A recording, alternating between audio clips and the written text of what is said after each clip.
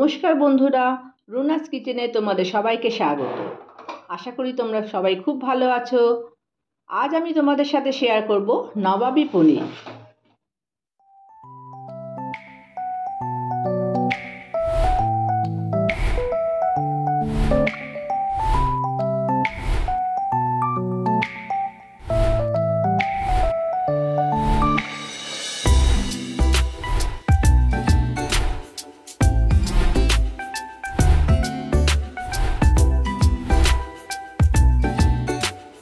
প্রথমে প্যানে তেল গরম করে জিরে ফোড়ন দেব।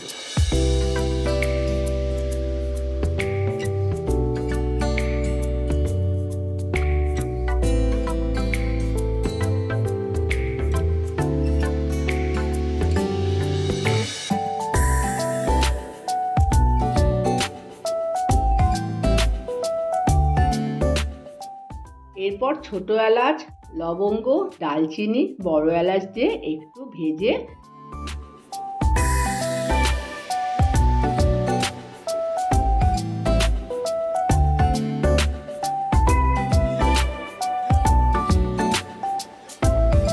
পেঁয়াজ, আদা, রসুন, মরিচ,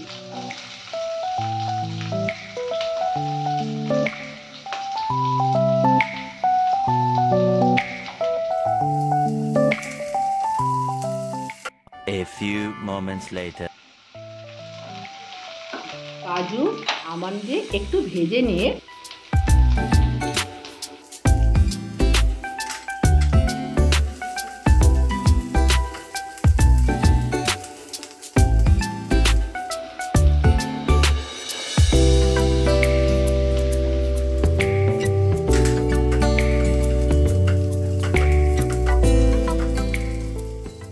জল দিয়ে 4 মিনিট মিডিয়াম আঁচে সেদ্ধ করে নেব।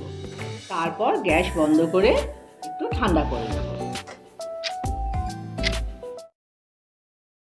নবাবী পনির এক রাজকীয় স্বাদ। নবাবী পনির নামের মধ্যেই লুকিয়ে আছে এর আভিজাত্যের গল্প। এই পদটির শিকড় মুঘল আমলে, যখন নবাবদের দরবারে তৈরি হতো সুস্বাদু সমৃদ্ধশালী খাবার।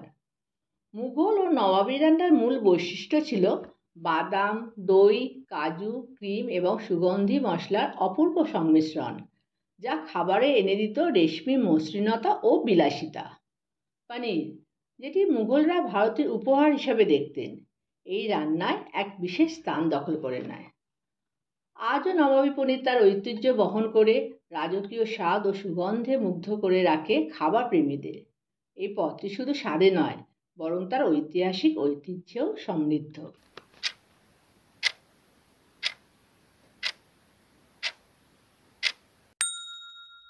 এবার যে মশলাগুলো সেদ্ধ করে রেখেছি সেগুলো ছাঁকনিতে ছেঁকে নেব। এই মশলাগুলোর মধ্যে বড় এলাচ তুলে নিয়ে বাকি মশলাগুলো গ্রাইন্ডারে পেস্ট করে নেব।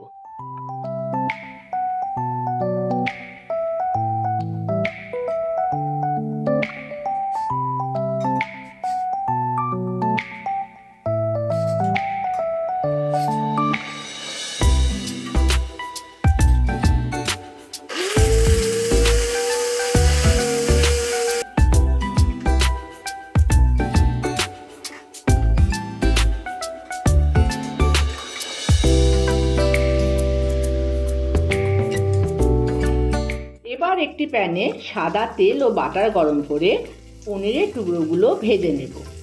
তারপর একটা বাটিতে জল গরম করে তাতে নুন মিশিয়ে দেব।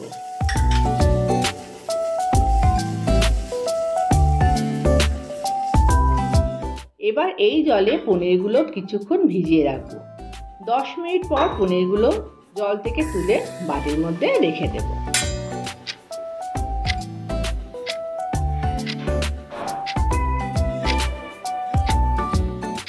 এবার আরও একটি প্যানে বাটার ও সাদা তেল গরম করে পেস্ট করা মশলা দিয়ে ভালো করে কষে নেব। কিছুক্ষণ পর ধনে গুঁড়ো ও গরম মশলা গুঁড়ো দিয়ে আরও কিছুক্ষণ কষে নেব। মশলা থেকে তেল বেরিয়ে এলে পনিরের টুকরোগুলো মিশিয়ে দেব। এবার ফ্যাটানো দই নুন দিয়ে অল্প সময় নেড়ে নেব।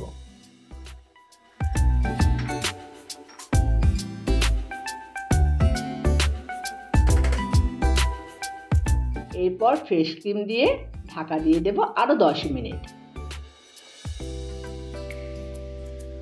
তারপর আমার নবাবী পনির রেডি। সার্ভিং প্লেটে সার্ভ করে দেব। এটা লুচি, পরোটা, এমনকি যে কোনো রাইসের সাথে খাওয়া যায়।